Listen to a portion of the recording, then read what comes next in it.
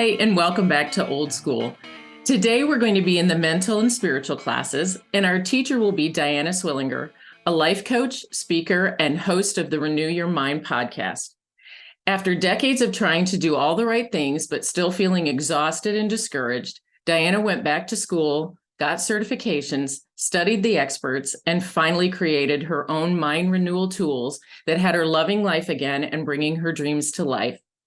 As host of the Renew Your Mind podcast, Diana is on a mission to empower thousands of women with the same practical tools so they can experience more of the joy, hope, and peace that God has promised. Amen. Yes. Welcome, Diana. Thank you. I'm so excited to be here with you. Thanks for inviting me. Oh, I appreciate you coming. So I kind of told you a little bit beforehand and in my request, if you will, but Old School, I want people to tell their stories, and I want to understand how it can impact our physical, mental, emotional, and spiritual health. It is a journey to acquire those and a journey to hang on to them for that matter. And so I would like to hear about your story and the challenges. I read some of the things in your blog and on the website, love it, and would like to hear some of that and how you learned about managing your mind, because I don't know that there's anybody who had a grip on that other than Jesus. So I would love to hear that starting off as just kind of your backstory to bringing you to this space. Yeah, I would love to share that. So I, as far as faith is concerned, because we started talking about that a little bit already, I decided I wanted Jesus in my life when I was 4 years old. So all alone in my bedroom, I said a prayer and I asked Jesus to be in my life because I thought that would fix everything in my life.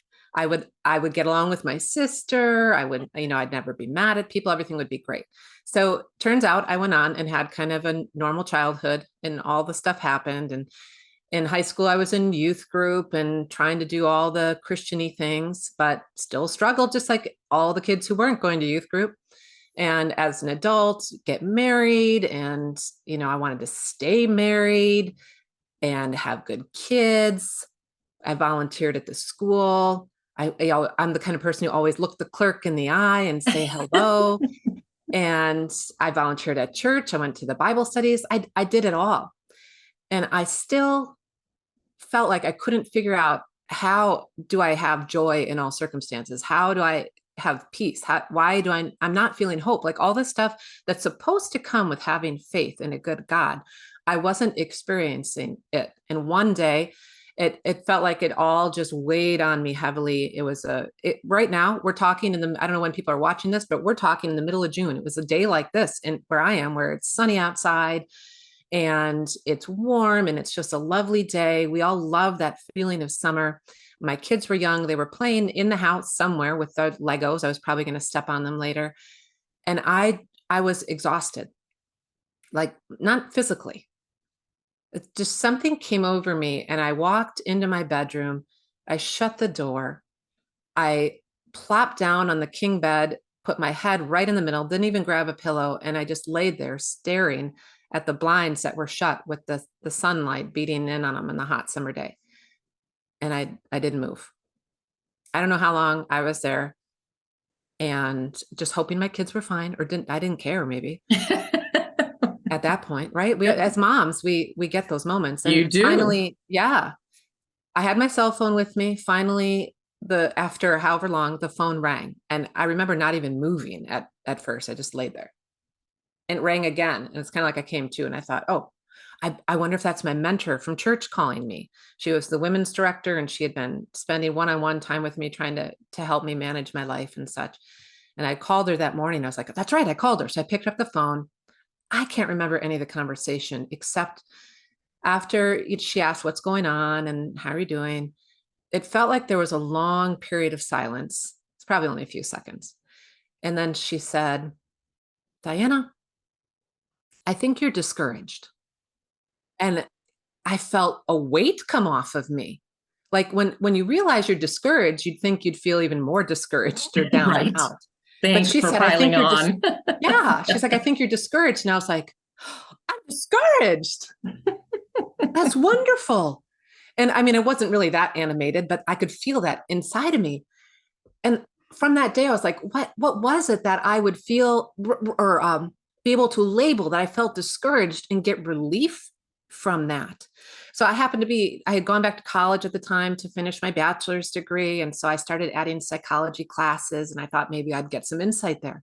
And I continued meeting with my mentor, and I was looking at books from psychologists, and I was just trying to figure out, what is this that happened to me that I felt relief from recognizing I was discouraged, and that I could start to feel relief even though nothing had changed. It was still challenging being a mom.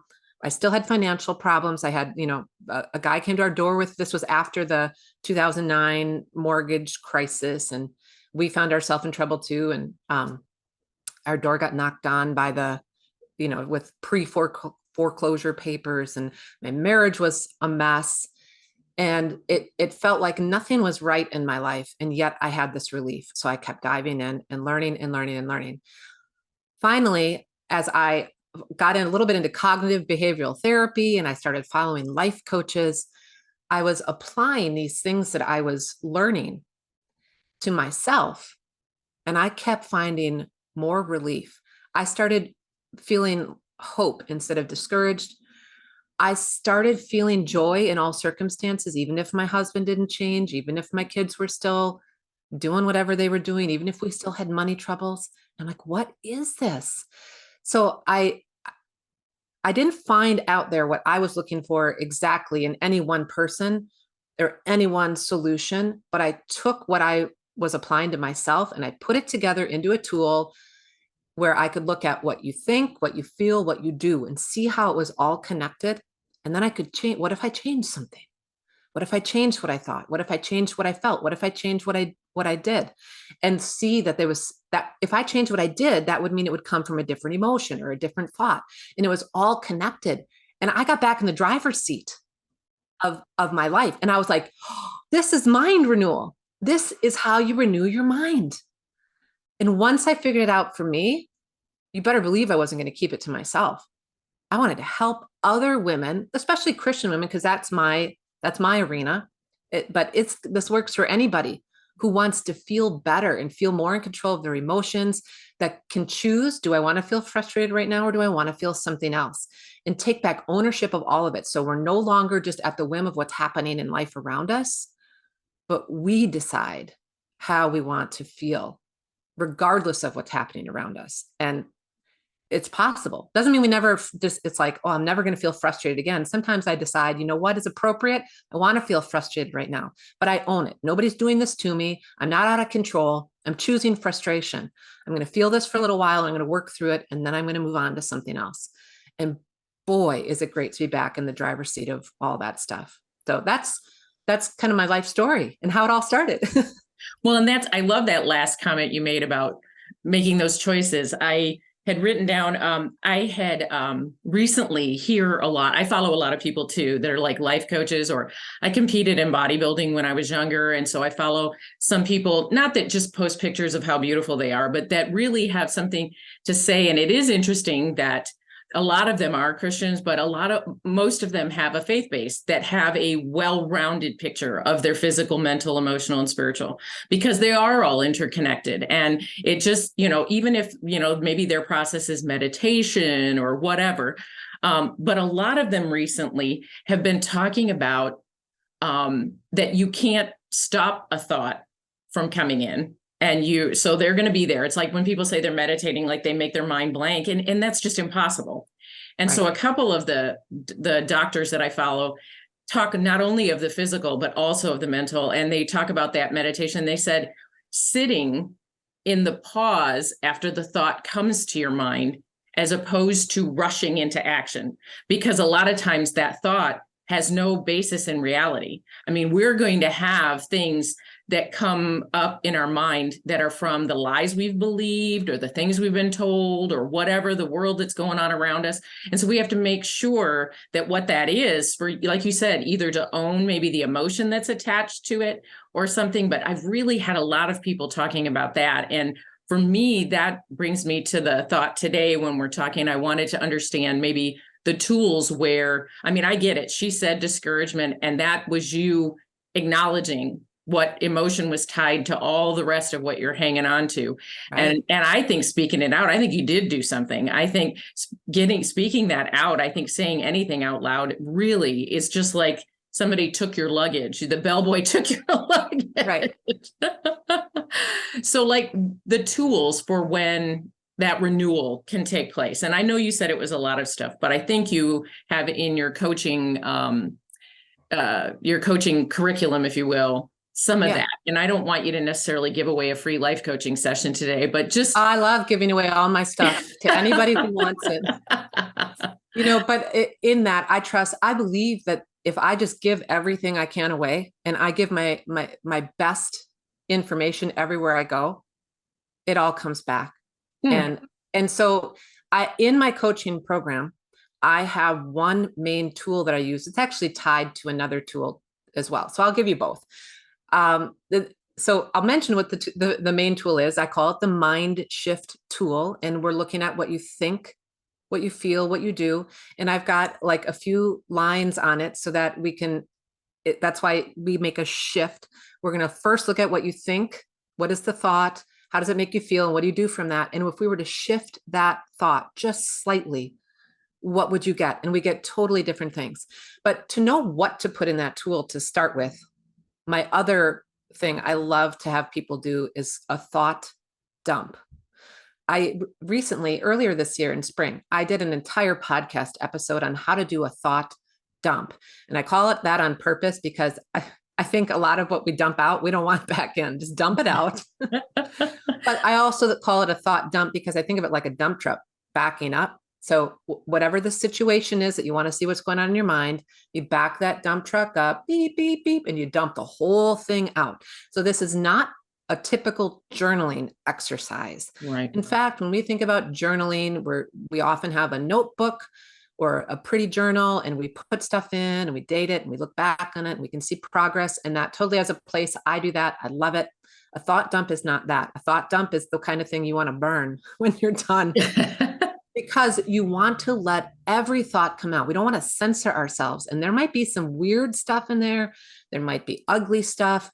You might have a thought come. I have weird stuff that happens in my brain. I mean, just the other day. I call it random access memory. Like the old computers, like it's just, I mean, I can see something and the weirdest stuff goes through my mind, and only the people really closest to me go, okay, that sounds about right. Yeah, one of mine that does come up somewhat frequently is I want to die.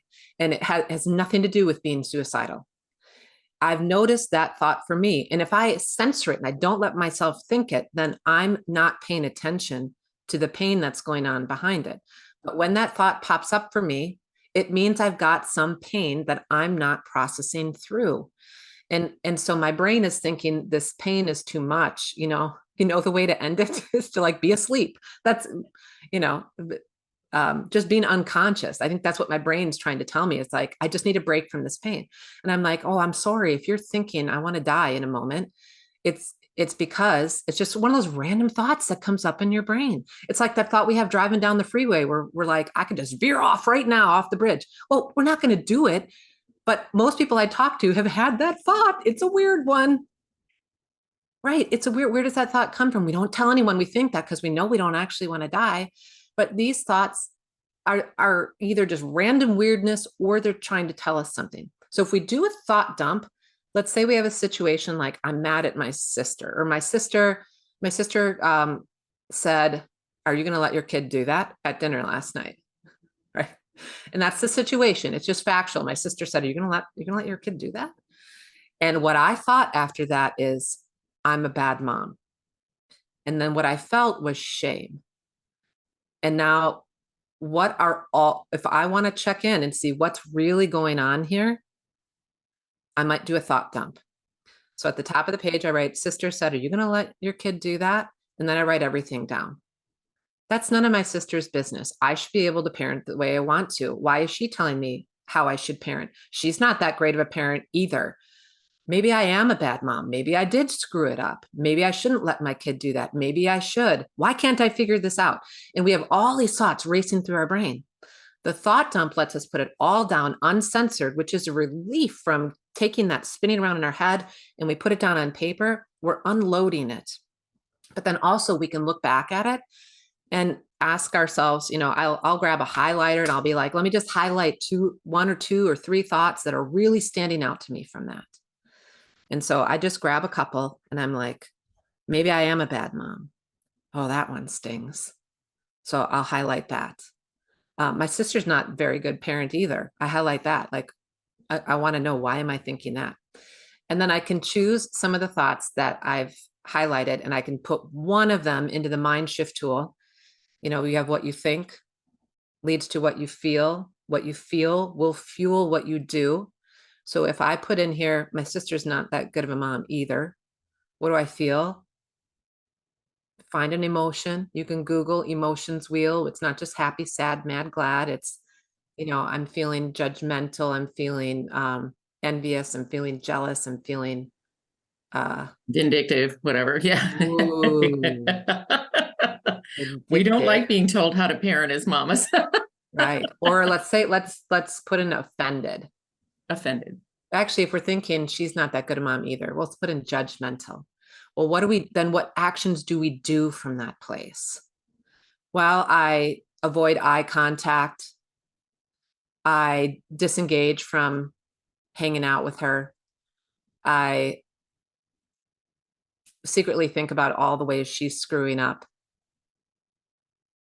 And then what do I get from all that is I'm not being the kind of person, I'm judging her for the kind of person she is. And what I get is I'm not being the kind of person that I want to be. And so the mind shift tool lets us it's like hitting the pause button. And we often do it in retrospect because that's how we learn. Like, what if I want to do it next time differently? So you can use the mind shift tool after you see what you did. There's another line below it. And it's like, well, what if I were to think something different? What if I were to feel something different? What would I want to feel instead of judgmental? Maybe I like to go, if you can't think of where to go with a relationship, maybe try compassion or love. So I don't know if I could feel love for her in that moment when she's, saying, why are you letting your kid do that? But maybe I could feel compassion. So let's put compassion in what I feel. If I'm going to feel compassion when she says that, what would I be thinking? What would I think about my sister that would help me feel compassion? Well, maybe I'd think she's doing the best she can. Or sometimes she doesn't know when to share and when not to. It's hard being her. She might be having pressures from other areas, so I'll explore different thoughts. She might be having pressure from job or pressure in her marriage, or maybe our mom criticizes her for her parenting. Maybe she's offloading some of that onto me. Interesting. And we start to feel compassion. So the thought could just be, she's trying to navigate this moment and she's not sure how to do it. She's a human like me. I feel some compassion. That feels so much better than feeling judgment. And then what I do? I listen and I continue to connect with her that evening.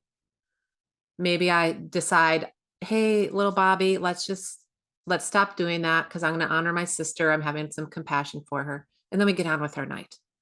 And we don't have to then carry on this drama, because if we were judgmental of sister in the moment for judging us, we carry that with us for a long time. And like you were talking about, the thoughts will come in our head.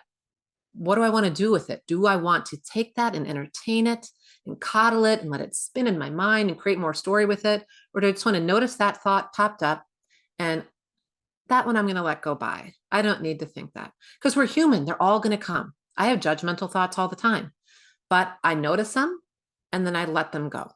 Or if I can't let them go, then I'm going to get out my mind shift tool and I'm going to do a little more work to figure it out, because I don't want to be a judgmental person. So that's kind of how I help people, like with specific tools. And I teach people how to do that all the time. Sometimes I do it in free classes, but if people are clients of mine and coaching, we use that all the time. And then the hope is by the time they're done coaching with me, they can just take that tool and they can use it every day They need to for the rest of their lives. And now you know how to renew your mind. Because I think the mind renewal that God wants us to do is practical. And that was the missing piece I had in hearing scripture at church and people telling me all the things I should think about and just meditate on scripture. Just think positive. Oh, that doesn't work. Honestly, thinking positive doesn't work. You have to think a thought that's believable. And the mind shift tool helps you kind of play around with finding what thought is believable so I can actually make a change here. Well, and then just thinking positive didn't do anything with the original thought. Now they're in tandem and Yes. at odds, frankly. Yes. So that doesn't work for me either. I love No, you create a war in your head with your own Yes. thoughts, and it's exhausting. The devil and the angel are having Yes. it. And I know, like, what you're talking about, I think is so fascinating. And you hear this all the time too, is it's a lot of times the thoughts that we have are coming from whatever's going on, like you said, inside us. And then when somebody else spits something out, now that's coming from a place of what are they going through? And while most of my marriage counselors sucked, and I don't say that lightly, and I'm not being mean, but they just were not taking a look at both of what was going on between my ex. I mean, they were worried more about me forgiving him than him dealing with his behavior. And so it was very interesting. But one thing that one counselor said that I thought was fascinating, that I think helps me a little bit with my mind when I'm thinking somebody says something that offends me. And so now you're off to the races. Like you said, we start getting over here and we're like thinking, well, you're not very good at that either, or whatever we might do. Is he said, when you sit down to talk about it or work something through, is sit on the same side of the table. Because when you sit across from each other, it's adversarial, like when going to war. When you sit next to each other, you have to stop and think, does this person have my best interest at heart? Is something going on that's hurting them? I mean, do I honestly believe that they mean that I'm a horrible parent or that I'm unlovable or whatever it might be? And, sometimes the answer may be yes, but at least if you take a look at it as this reaction is coming from something I've been through or something they're going through, I think then your mind shift tool is absolutely perfect. It's like that can help you grasp at what you're going to change about what you're thinking, I think. Yeah, well, and if you're in a relationship, we can't really know what's going on in someone else's head, but you can imagine. And so sitting on side by side on the couch with your spouse, if he's saying, I'm so sick of the way you're handling this. It's always a problem or whatever. You get to know, well, the reason he's frustrated with me right now, that's his emotion. And what he's doing is he's voicing his frustration to me with this kind of language. The reason is because of what he's thinking. He's got a story in his head that's creating frustration, which means he's the reason he's feeling frustrated, not you. It's just like driving down the road when somebody cuts us off in traffic. We can have a thought that makes us feel frustrated that they cut us off, or we can think something different. This is probably a common example. I've heard other people talk about this, but I've been doing this for years. When somebody cuts me off in traffic, my story in my head is not, oh my gosh, what an, entitled jerk cutting everyone off, weaving through traffic. Instead, I think he's rushing to the hospital. He or she just got the call that mom is in her final stages. They think she could go at any moment and they want to see their mom one last time before she passes. And they're on the clock. They got to get there. I would do that too. And then I have compassion. Is the story true? Most of the time, probably not. But you know what? They're just racing off in traffic. I'm never going to see them. I don't need to deal with frustration. I could just feel compassion and get on with my day. And Instead I have a of better feeling experience. the frustration, because it sets a tone. I mean, I have that happen all the time in traffic, and in your gut, they're all just late for work, or some of them just want to beat everybody on the road or whatever. Yeah. But then you're going to let that control your thought process the rest of the day, and then you're probably going to be frustrated and judgmental of every encounter, even the slightest infraction, I think. Yeah, and it is harder in intimate relationships because you think that other person should really care more about your experience and feelings than they do about the story that they have. But it's good to kind of play around with that and think, well, maybe that's not true. Maybe that person should be stuck in their head just like I get stuck in my head. Maybe that's more real. Well, and we're going to care more. And that sounds awful, but we're born relatively narcissistic, and some people get mad at me for using that term because it's a clinical term, but still, when we're babies, that's all we care about. Feed me, change me, my sleep, my attention. And, life and our environment helps us grow out of that and care about others and the needs of others. But more often than not, when we're contending with our emotions, which are deceitfully wicked little things, we want what we're thinking about it to be addressed. But have we stopped to think about, it's like that old, I forget how many steps it is, but that old communication chart. This is what I said. This is what I know I said, believe I said. This is what I believe you heard. Then what they heard, what they believe I was saying. And it gets all messed up because they took it from a different place. And now they're thinking something completely different. And I spiraled them over some past situation we had. So I think we do worry more about being heard and having our stuff addressed. And I know when I leave a conversation with friends, and I think women do this probably more than men, but maybe they do, is we overthink the conversation. Somebody says something just a little, and we take it passive aggressively, and then we leave with that. And then we're like, oh, did I offend them? Did I say this or that? And it's all completely unreal. They probably didn't. It's all just made up stories that were in our head because our brain is trying to reconcile what happened. And that's why I love understanding that we all just have stories in our own head, which create our emotions. And then our emotions fuel our behavior. That's all that's happening. Let's just demystify it. We don't need to make it all about us. That's the egocentricity. That narcissism is on a scale. The psychologists are saying we all have a degree of narcissistic behavior. And then it's a scale where some go all the way over to narcissistic personality disorder, which very few people are actually diagnosed with that. What's more likely is that we're all on a narcissistic spectrum at some point. And what I do want to mention one thing though about emotions. It's my opinion on emotions is that they're helpful. I don't think they're there to destroy our lives, to confuse us, or that we shouldn't trust them. I think we get to tune into them and figure out, why are you here? Like when I was discouraged on the bed, it's like, oh, I am discouraged. You've got something to show me if I'm courageous enough to peel back the layer and see what's going on and creating that. The hardest place to do it is when we're feeling shame. Brene Brown talks about shame all the time. And if you really want to go a deep dive into that, go into her books like Daring Greatly. But to peel back the layer and look at shame is even to be vulnerable, even if we're doing it ourselves alone, is to be vulnerable with ourselves. And even that is scary. But the shame is there for a reason. It can teach us things. For willing to peel back and say, what's underneath you, shame? Hello, why are you there? I'm going to look in the dark corner. I'm not going to be afraid.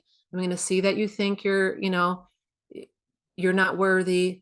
You're a terrible person. No one loves you as much as you want to be loved. I'm going to take a look at that. I'm going to see what's in there. Sometimes we need help doing that. We need a therapist. We need a coach. We need a mentor, a friend, but all of the emotions, I like to think of them as like a beacon. They're fuel for what we do, but they're also like a beacon or a little alert, like a check engine light. Hey, you're feeling jealous. Pause. Yeah. What's going on? What's Why the are root you there? feeling that? What do you need? Yeah. I agree. I mean, emotions get a beating. I'm writing a book, and my writing coaches told me to do a podcast to go parallel it and stuff. But a lot of what the abuse and the trauma that I have gone through, of course, is going to, when I try to invoke discernment going forward, I'm divorced, I'm trying dating. But those can be very useful in saying, all right, there's some part of your memory that's being activated in this situation. So, this person may or may not, it may not be a red flag about getting with them. It may be a red flag about you not being in the right space for this particular conversation or this particular interaction or what have you. And I agree. I don't want them to be in the driver's seat. I want some more logic or discernment there, but they certainly, I think, reveal a lot. And probably more to ourselves than we want to admit. We'd rather, be revealed that we were right, somebody else did something. Yeah. Well, it's funny that you said that and went to that, because I noticed in some of your blogs and stuff that you talk about how our thoughts influence those emotions. And is your thought process that it goes both ways, or that you feel the thought is the thing that comes up or enters, and then we kind of go down that emotional path? It's all a big mess in there. And, it's things go in circles, things are interwoven and whatever. So again, that's why I like that tool that I use, where it's like, put it on a piece of paper. It's got little boxes. We write things in, and we can like untangle some things. It's like when I was a kid, I would put all my necklaces in a drawer. I didn't have a jewelry box. And then I'd want to pull out the necklace I wanted to wear, and they're all like mixed together, and I'd have to sit for 15 minutes to try to, and if they're really bad, you get some dish soap out and you got to untangle it. That's going on in our brains, and it's okay. So I think for me, I mean, it can all just keep going. This is where we get to the thought loops. It's like, that person shouldn't have done that. That was rude. And then I feel frustrated. And then before I even notice, then I start judging, and I start thinking they're a terrible person. They were probably raised terrible. And now I'm feeling, arrogant or something to try to feel better. And then, and we just keep going, and it's like spinning so fast, and we go back to frustrated, and we're going round and round. And yeah, the emotions we're having are might fuel more thoughts too. But if we really just slow everything down and stop it, it's like, what came first, the chicken or the egg? But let's start with one. If you want to dissect what's going on and get some leverage, realize that there's always a thought leading to an emotion, even if it's an unconscious, subconscious thought. And you can't really know exactly what it is. You can probably be like, oh, I'm probably thinking something like this deep down in there. Great. It's not like we actually noticed we thought it, but yeah, that rings true. I have been thinking in that way. Then that's where we can have the leverage, is by changing a thought just slightly. So long as we're talking about it, let me give you a little hack, because I know when people just listen to a short podcast, it's like, well, how do I do this? If you want a really quick way where you have a thought where you're stuck on something, like, let's just say, I'm going to fail. If I try that, I'm going to fail. And then what you have is dread as your emotion, or worry or fear or something like that. And you're like, but I don't want to feel dread or worry or fear. And I actually kind of want to do that thing. So I don't want to stay in this space. I think I'm going to fail if I try that, but I really believe that. The hack is, once you identify that thought, put the word maybe in front of it. Maybe I'm going to fail if I try this, because that's still true, right? Right. Right. But what comes next? Maybe I'm going to fail if I try this, but maybe I won't. Maybe I won't. And you've just unlocked a little bit of that belief that's keeping you in dread and fear. And maybe you still have a little bit of concern, but you might feel a little bit more hope around it too. Interesting. Yeah. I think anything we can do to loosen it up. Right. And I think interesting that you say maybe, because as I was listening to you, I wasn't sure where that was headed, but I think people are wanting puppies and rainbows, and they don't want us or you or anybody, they want to put out there that we're not supposed to put maybe. Yes, you can do this, and you're going to get in there, and this, that, and the other. And if you're already sitting in a space where you don't believe that, maybe is a leap. Maybe is a good start, because if we make this other, just like starting a diet, like, oh, I'll start it on Monday. It didn't go well, so I'm a loser and I'm not going to try again. So I think being realistic about making those shifts, that mind shift that you're talking about. Yeah. If we leapt right from I'm a failure, I can't do this, I can never complete this, to, I'm a superhero. I'm going to rock this. It's not going to end well for anyone. Because there's something inside of you that doesn't quite believe it. And so what you end up doing is what a lot of people in the life coaching space call white knuckling it. Yes. Like, I'm totally going to rock this. I got this. I'm going to rock this. I got this. That's exhausting. Like, you can feel the energy of, like, away the terror. Yeah. And then eventually you get to the point where you're like, oh, I can't believe that any longer. It's just taking too much energy. I'm exhausted. I probably am going to fail. And Yep. then you rest back into that. And that feels like you could just plop into it. And so if you're going to shift a thought, you have to shift it. That's why I don't like change your thought, or you need a new mindset. I'm like, oh my gosh, it's just so much. I can't do that. Just give me a little baby step I can take. And so if you can shift your thought just a little bit, it's like if you were to get in a ship in New York and it was headed towards England, and somebody changed the trajectory of the compass, like for where you're going to go 1 degree, you would end up, I think, in North Africa. Yeah. Yeah. It's a huge difference in the end. If you can take one thought and just make a tiny little mind shift, I'm totally going to fail. Maybe I'll fail. It's just a tiny little degree. It will generate a different direction for that entire situation. And so you can have faith in that one little shift, and you'll believe it. So you can stay there. You can stay with maybe I'll fail. And then when you're ready, add, but maybe not. Even if it's a 99% chance I'll fail, but maybe not. There's a 1% chance I'll succeed. Okay, it lightens it up. And then maybe after a while, you're like, you know what? I might fail, I might not, but I want to do it anyway.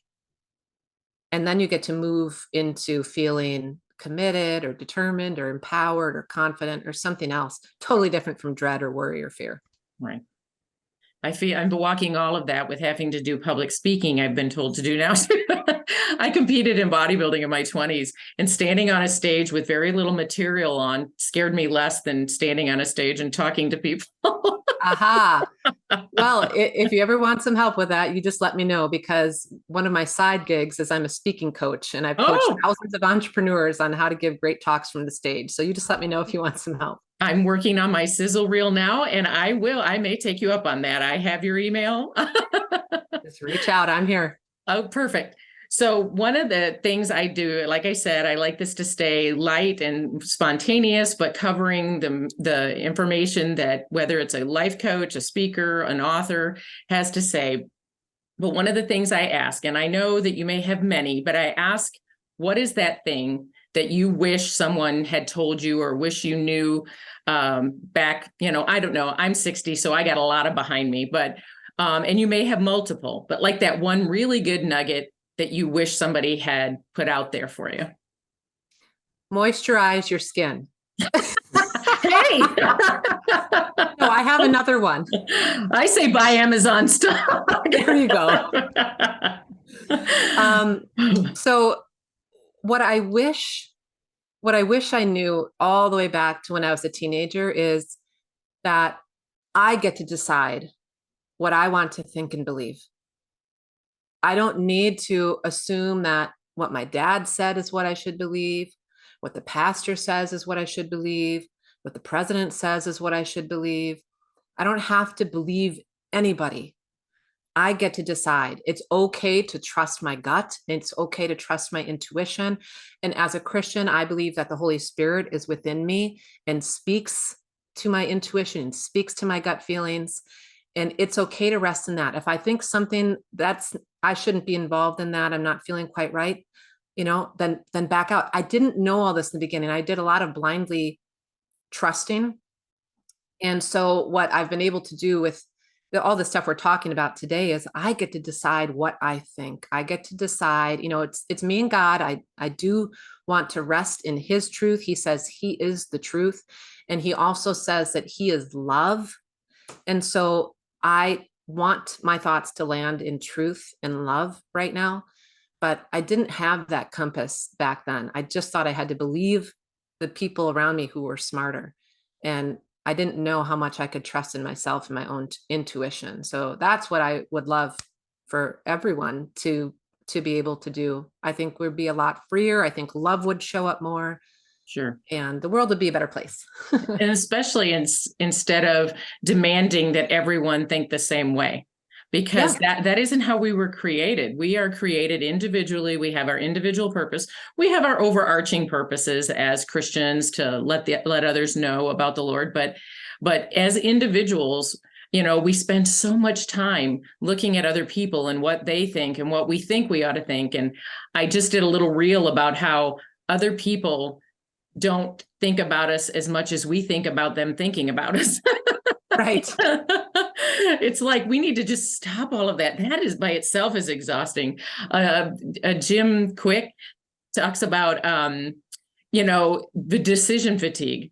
And so I love having a routine. And I love what you talk about in your mind shift tool, because I like a routine. I like something that I can comfortably go to that helps me walk a process. I'm a type A personality, and not having to decide, your pajamas every day or your clothes every day or what meal you're going to have because you did meal prep. There's nothing wrong with having some routine to allow your sleep and your fatigue to just like dissipate. And so Yeah. I love that. I think that's awesome. And I think more people need critical thinking skills and thinking for themselves and truly listening to their intuition via the Holy Spirit. I couldn't agree more. Yeah. Well, I really am happy that you came today. I want to say thank you for coming to class, everyone. If you like what's happening here and you want to engage with Diana, all of her connection information will be in the show notes. My connection information is there too, and I can get you any additional information for her. And I would love it if you go and listen on any of the platforms and give us a review or a rating so the stories can get out there. And I just really enjoy having you all here. If you want to engage through my email, Michele at michellevrabel.com, I would just love it. So thank you for coming to class today, and class dismissed.